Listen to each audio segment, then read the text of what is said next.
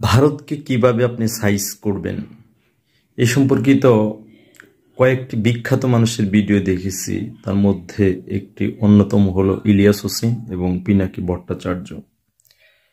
ওনাদের যে চিন্তা চেতনা, ভাব ধারণা এবং রিসার্চ এবং ভারত সম্পর্কে যে জ্ঞান, তার পাণ্ডিত্যের কাছে আমাদের জ্ঞানের সংখ্যা খুবই কম, জ্ঞানের পরিমাণ খুবই কম।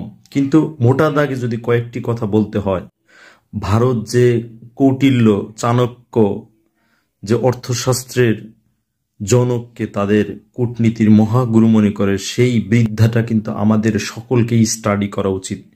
আপনি এই কৌটিল্য, চাণক্যের যে আপনার বিদ্যা আছে, বুদ্ধি আছে, বা ওখানে শান্তি রক্ষার যে সিস্টেম আছে, বা যুদ্ধ বাঁধানোর যে সিস্টেম আছে, বন্ধু বানানোর যে সিস্টেম আছে, সকল কিছুই কিন্তু আমাদের স্টাডি করতে হবে। সেই সমস্ত জিনিসগুলো আমরা স্টাডি করতে পারি, ফিজিবিলিটি স্টাডি করতে পারি, প্লজিবিলিটি এবং ইমপ্লজিবিলিটিগুলো স্টাডি করতে পারি, তাহলে ভারতকে আমরা সহজেই সাইজ করতে পারবো। চলুন কিছু বিস্তারিত আলোচনা করার চেষ্টা করি। আমরা সকলেই জানি যে কুড়িগ্রামের রৌমারীতে 2001 সালে বিডিআর এবং বিএসএফ এর মধ্যে যে যুদ্ধ হয়েছিল, সেই যুদ্ধে কিন্তু বিএসএফ এর 26 জন সেনা মারা গিয়েছিলেন। কিন্তু তারপরে কি হয়েছে? তারপরে কিন্তু কোনো যুদ্ধ বাঁধেনি। এটার কারণটা হলো কি, বিএসএফ যখন জানতে পারে যে তাদের উপর আক্রমণ হওয়ার সম্ভাবনা আছে, বা তাদের বিরুদ্ধে মানে তাদের যুদ্ধ করার শক্তি আছে, সাহস আছে, তখন কিন্তু তারা পিছু পা হয়। এটাও কিন্তু এই কৌটিল্যর যে অর্থশাস্ত্র আছে সেখান থেকেই নেওয়া হয়েছে। আপনি দেখেন 1965 সালে পাকিস্তানের যে যুদ্ধ, সেই যুদ্ধে কিন্তু ভারত সিরিয়াসলি জড়ায়নি। কি কারণে জড়ায়নি? কারণটা হলো পাকিস্তান একটা পারমাণবিক অস্ত্রধারী দেশ, ভারত একটা পারমাণবিক অস্ত্রধারী দেশ। সেখানে যুদ্ধ হলে দুই জনের লোহায় লোহায় টক্কর হবে, যুদ্ধ বাঁধবে। সুতরাং সেই যাত্রায় কিন্তু তারা যুদ্ধ করেনি। আবার আপনি 1971 সালের যুদ্ধ যদি বিশ্লেষণ করেন, মানেকশর যে মানে ইন্টারভিউ আছে গুগলে, আপনারা যদি সেই গুগল থেকে সেই মানে ভিডিওটা দেখেন, তাহলে দেখবেন মানেকশকে ইন্দিরা গান্ধী বলেছিল যে this is our right time to fight against Pakistan. Manekshaw বলেছিল, না, this is not right time, our job is to fight and the result will be in favour of us. But এখন আমাদের যুদ্ধ করার টাইম নেই, কারণ এখন পাকিস্তানের যে পূর্ব পাকিস্তানের যে অংশ, সেই অংশটা বন্যা কবলিত হয়ে পড়েছে। এখানে যুদ্ধ করলে আমরা 100% ডিফিট করব। সুতরাং তখন কিন্তু তারা যুদ্ধ করে নাই। দীর্ঘ 7 মাস 8 মাস যুদ্ধ করে যখন বাংলাদেশের মিত্র বাহিনী, বাংলাদেশের বাহিনী আপনার গেরিলা যুদ্ধ অপারেশন করে পাকিস্তানকে অনেকটাই নাস্তানাবুদ করেছে, ডিফিট করার একেবারেই ক্রান্তি লগ্নে গেছে, এট দ্য ভেরি কাটি স্টেজে গেছে, চলে গেছে, তখন কিন্তু ভারত চিন্তা করছে যে এখন যুদ্ধ করে আমাদের ক্রেডিটটা নিতে পারবো। এবং সেই একই ঘটনা ঘটিয়েছে। তারা যুদ্ধ করে তাদের ক্রেডিট নিয়েছে যে তারা যৌথ বাহিনী গঠন করে 3 ডিসেম্বর যৌথ বাহিনী গঠন করে সেই যুদ্ধের মানে ফলাফলটা তাদের হাতে নিয়েছে। এবং এই যুদ্ধের যে মূল কথা, মূল স্ট্র্যাটেজি মেজর জলিলরা বুঝে গিয়েছিল। সুতরাং মেজর জলিলদেরকে গুম করা হয়েছে, হত্যা করা হয়েছে, বিভিন্নভাবে নির্যাতন করা হয়েছে। এটা কৌটিল্যেরই একটা আপনার প্ল্যান ছিল। আপনি আবার অন্যদিকে দেখেন, আমি পূর্ববর্তী ভিডিওতে বলেছি যে ভারতের পার্শ্ববর্তী যে সমস্ত দেশ, সেই সমস্ত দেশকে ভারত কখনোই বন্ধু মনে করে না। যদি বন্ধু মনে করতো তাহলে নেপাল তাদের শত্রু হতো না, ভুটান তাদের শত্রু হতো না, চায়না তাদের শত্রু হতো না, পাকিস্তান তাদের শত্রু হতো না, ভারত তাদের শত্রু হতো না, এমনকি মায়ানমারের আরাকানও কিন্তু তাদের শত্রু হতো না। এগুলো শত্রু হয়েছে কি কেন? ওই কৌটিল্যের অর্থশাস্ত্রের মধ্যেই কথাগুলো বলা হয়েছে, পার্শ্ববর্তী দেশকে কখনো বন্ধু বানানো যাবে না। যদি বন্ধু বানান তাহলে আপনার যে ডমিনেটিং পাওয়ার, আপনি যে ডমিনেট করতে চান, সেটা আপনি করতে পারবেন না। সেই নীতিতেই কিন্তু ভারত বারংবার এগিয়েছে।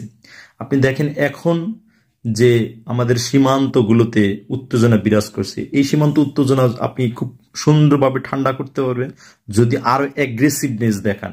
আপনি অনেকেই চিন্তা করে যে ভারত বিশাল বড় রাষ্ট্র, ভারতের বড় রাষ্ট্রের পিছনে ছোট একটা রাষ্ট্র থাকলে সেই রাষ্ট্রের মানে অনেক অংশ দখল হয়ে যেতে পারে, বা মানুষ অনেকভাবে নিপাতিত হতে পারে। এই কথাটা কিন্তু সত্যি না। This is very falsification.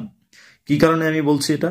কারণ আপনি যদি স্ট্র্যাটেজি ঘাটেন তাহলে দেখবেন যে পার্শ্ববর্তী দেশ যে সমস্ত ছোট্ট দেশ, সেই সমস্ত ছোট্ট দেশের যদি ভৌগোলিক সীমা রেখা এবং বাণিজ্য রেখা এবং বাণিজ্যর টেন্ডেন্সি, সেই টেন্ডেন্সিগুলো যদি ওই বড় রাষ্ট্রের চাইতে বেশি আকারে বাড়তে থাকে, তাদের হিউম্যান রিসোর্স যদি তাদের দেশের চাইতে বেশি অংশ বাড়তে থাকে, সেই ক্ষেত্রে কিন্তু বড় রাষ্ট্রটি ছোট রাষ্ট্রের কাছে মাথা নত করতে বাধ্য থাকে। দেখেন ভারতের যে ময়ূক রঞ্জন, উনি যে ফেনীকে দখল করার কথা বললেন, ভারতের উস্কানি দিলেন, ভারত কিন্তু তাকেই উল্টা বাস দিয়েছে। কেন দিয়েছে? ওরা জানে যে এভাবে উস্কানি দিলে তাহলে ভারতের অস্তিত্বই থাকবে না।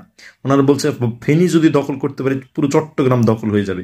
এই কথাটাও কিন্তু সত্যি নয়, কারণ ফেনী দখল করতে পারলে হয়তো আপনি সাময়িকভাবে কিছু অংশ গ্রাউন্ড নিতে পারবেন, কিন্তু এই কথাও স্পষ্টত আপনাদের মনে রাখতে হবে যে বাংলাদেশে প্রায় 20 কোটি মানুষ, এই 20 কোটি মানুষের প্রায় 19 কোটি কিন্তু সেনাবাহিনী। এই কথাটাও আমি পূর্ববর্তী একটা ভিডিওতে বলেছিলাম।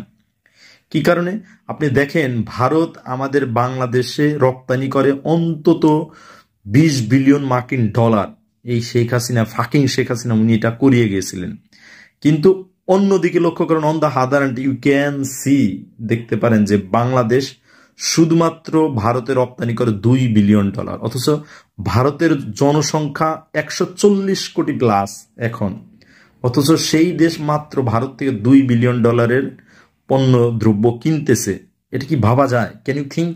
This is beyond our imagination, right? So আপনি যদি তাদের সাথে বন্ধুত্ব করতে চান, বন্ধুত্বের খেলা খেলতে চান, আপনি যে দলই হন, বিএনপি হন, আওয়ামী লীগ হন, জামাত হন, যে দলই হন, তাদের সাথে যদি বন্ধুত্বের কথা বলতে চান, তাহলে আপনার চিন্তা করতে হবে যে তোমাদের ওখান থেকে যদি আমরা 14 বিলিয়ন ডলার কিনি, পণ্য দ্রব্য কিনি, তাহলে তোমাদের তো 28 বিলিয়ন ডলার কেনার কথা, তাই না? কারণ তোমাদের লার্জ স্কেলের ইকোনমি, অনেক বড় স্কেলের মানুষ, তারা তো কনজিউমেবল প্রোডাক্ট থাকবে, তাদের বিভিন্ন ধরনের প্রোডাক্ট থাকবে, সেই প্রোডাক্টগুলো তোমরা কনজিউম করবে, তা কিন্তু হয় না। আবার অন্যদিকে দেখেন, খুব বিচার বিশ্লেষণ যদি করেন, ভারতীয় টিভি চ্যানেল বাংলাদেশে সেই লাভ করছে, তাদের সাংস্কৃতিক মানে কালচারাল এগ্রেশন এটা সিরিয়াস ভাবে ঘটে গেছে বাংলাদেশে। কিন্তু বাংলাদেশের কালচার সংস্কৃতি কি ভারতে 1% কাভার করেছে? আমরা যখন ভারত ভিজিট করেছিলাম, নেপাল ভিজিট করেছিলাম, তখন কিন্তু আমরা এই টেন্ডেন্সিগুলোই দেখেছি। ভারতে গিয়ে মানুষ ওই 100 টাকার গেঞ্জি 500 টাকাতে কিনতে চায়, কিন্তু বাংলাদেশে ভারতের মানুষ, পাবলিক যারা আছে, তারা কিন্তু এসে 100 টাকার জিনিস 50 টাকাকে কেনার চিন্তা করে, কারণ বাংলাদেশকে ট্রিট করে তারা এইভাবে। এভাবে কি অসম একটা ট্রেডের মধ্যে, অসম একটা রিলেশনশিপের মধ্যে বন্ধুত্ব হয় না। সুতরাং ভারতের সাথে যদি আপনি টক্কর খেলতে হয়, এই জিনিসগুলো নিয়ে প্ল্যান করতে হবে। আর একটা জিনিস লক্ষ্য করে দেখেন, বাংলাদেশের অফিসার্স যারা আছে, যারা নির্বাহী পোস্টে থাকেন, নির্বাহী কাজ করেন, তারা ভারতে যা প্রশিক্ষণ নেয়, ভারত এটার বিনিময়ে কি করে? এটা আমি বারংবার অনেক ভিডিওতে বলেছি, আজকে পিনাকির ভিডিও এই কথাগুলোই বলা হলো। দেখলাম আমি যে তাদের হানি ট্র্যাপে ফেলায়, তাদের সেক্সি মডেল দেয়, কারিনা কাপুর, কারিশমা কাপুর, বড় বড় সেলিব্রিটি, ক্যাটরিনা, এই সমস্ত সেলিব্রিটিদের তাদের সেক্স পার্টনার বানিয়ে দেয়। এটা অনেক ক্ষেত্রে প্রমাণিত, একবার সমর্থিত শব্দ মানে তথ্য অনুসারে, সূত্র অনুসারে এই জিনিসগুলো পাওয়া যায়। তাদের কি করে? হানি ট্র্যাপে ফেসিয়ে তাদের ভিডিও করে, তাদের প্রোফাইল, তাদের নাম্বার সেভ করে, এই সমস্ত ভিডিওগুলো পরবর্তীতে তাদের দেখানো হয় যে তুমি কিন্তু এইভাবে ধরা, তুমি যদি আমার কমিটমেন্ট অনুসারে, আমাদের এজেন্ডা অনুসারে, এই 6 লেয়ার ওই সিস্টেম অনুসারে কাজ না করো, তাহলে এই জিনিসগুলো লিক হবে, তোমার চাকরি যাবে, তোমার পরিবার যাবে, তুমি বাংলাদেশের মধ্যে থাকতে পারবা না। এই সমস্ত জিনিসগুলোতে তাদের হানি ট্র্যাপ করে, তাদের এজেন্ট তারা রিনিউ করে। এটা বারংবার করে গেছে এই 53 বছরের ইতিহাসে, এই জিনিসগুলো বারংবার দেখবেন। সুতরাং আমাদের উচিত হলো বাংলাদেশের অফিসারদের ট্রেন করা ভারতের বাইরে। এটা 1 নাম্বার একটা ভালো কাজ হতে পারে। যেমন পাকিস্তানের সাময়িক কিছুদিন আগেই একটা মানে প্রশিক্ষণ করলো সেনাবাহিনী, সেই জিনিসগুলা সেনাবাহিনীর একটা অংশ, অফিসারদের একটা অংশ, তারা চীনে যায় করতে পারে, প্রশিক্ষণ নিতে পারে। চীন প্রোফাইল তৈরি করুক, আমেরিকা প্রোফাইল তৈরি করুক, এতে ভালো হবে। কারণ পার্শ্ববর্তী দেশ তো এই তাদের যে হাইড অ্যান্ড সিক, তাদের যে ডেসক্রিপটিভ, তাদের যে সেক্সুয়াল হ্যারাসমেন্ট বা সেক্সুয়াল হানি ট্র্যাপের যে বিষয়গুলো যদি হয়েও থাকে, ক্যারেক্টার ডিলারদের হয়েও থাকে, সেই জিনিসগুলো তো তাদের হাতে থাকলে খুব একটা ক্ষতিকর হবে না। উল্টো দিকে আর একটা কাজ হতে পারে যে তোমাদের দেশে যদি আমাদের অফিসাররা যা আপনার ট্রেন করতে চায় বা ট্রেন করাতে হয়, তাহলে তোমাদের দেশে অফিসার আমাদের দেশে হ্যান্ড ট্র্যাপে পড়বে, আমাদের দেশে আসবে। আমাদের দেশে বড় বড় মেডেল আছে, যারা ক্রিকেটারদের সাথে সেক্স স্ক্যান্ডালে যারা হানি ট্র্যাপে জড়ায়, তারপর বয়োজ্যেষ্ঠ মানুষদের সাথে হানি ট্র্যাপে জড়ায়, ওয়াই নট দেয়ার অফিসার্স, তাদের অফিসাররা কেন জড়াবে না? তাদের অফিসারকে জড়াইয়াও যদি আমরা এই ধরনের একটা মানে একটা যুদ্ধ অবস্থা স্থিতি অবস্থা আনতে পারে, সেটা খুব খারাপ না, এটা কিন্তু ভালো। যুদ্ধেতে আপনি যেমন মানে বলে everything is fair in love and war, অর্থাৎ যুদ্ধে কিন্তু সবকিছুই ফেয়ার। আপনি এটা যুদ্ধের অংশ হিসেবে কিন্তু এই কাজটাও করানো যেতে পারে, কারণ এখানে যে সব ভালো মানুষরাই বসবাস করে, কিছু তো আছে নোংরা মডেল আছে, নায়িকা নায়ক নায়িকা আছে, আমরা দেখিয়েছি যে নায়ক নায়িকাদের 99% খারাপ, তাদের দিয়ে এই কাজটা করানো যেতে পারে। তাদের টাকার বিনিময়ে তারা কনজিউমেবল প্রোডাক্ট যদি হতে চায় হবে, স্বাভাবিক, অস্বাভাবিক না। আপনি তো জানেন লিগালাইজড ব্রোথেল আছে আমাদের, সুতরাং এটা কেন, এই স্ট্র্যাটেজি কেন আমরা খেলতে পারবো না? এই স্ট্র্যাটেজি খেলতে হবে। আর ভারতের সমস্ত ধরনের প্রোডাক্ট আমাদের বর্জন করার চেষ্টা করতে হবে, স্ট্র্যাটেজিতে চেষ্টা করতে হবে। যদি আমরা সেটা নাও করি, অন্তত হুমকি ধামকির মধ্যে রাখতে হবে। এই যে 300 টন 3,000 টন ইলিশ পাঠালেন বা ভারতের সাথে অস্ত্র কেনার চুক্তি করলেন, এই সমস্ত চুক্তিগুলো তারা গদগদ হয়।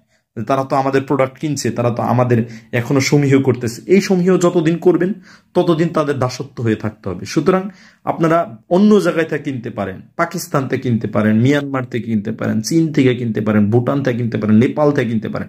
এবং এটার মাধ্যমে কি হবে, তাদের সাথে একটা বন্ডিং সৃষ্টি হবে, যেই বন্ডিংটার কারণে ভারত সবসময় ভয়ে থাকবে যে আমাদের তো প্রোডাক্ট সেল কমে যাচ্ছে, তার পাশাপাশি তাদের সাথে একটা বন্ধুত্ব, বিজনেস তো একটা সিরিয়াস ব্যবসা, এই ব্যবসার কারণে একটা বন্ধুত্ব সম্পর্ক গড়ে ওঠে। সেই সম্পর্ক কিন্তু তাদের স্ট্র্যাটেজিক্যালি দমন করবে, ভারতকে দমন করবে।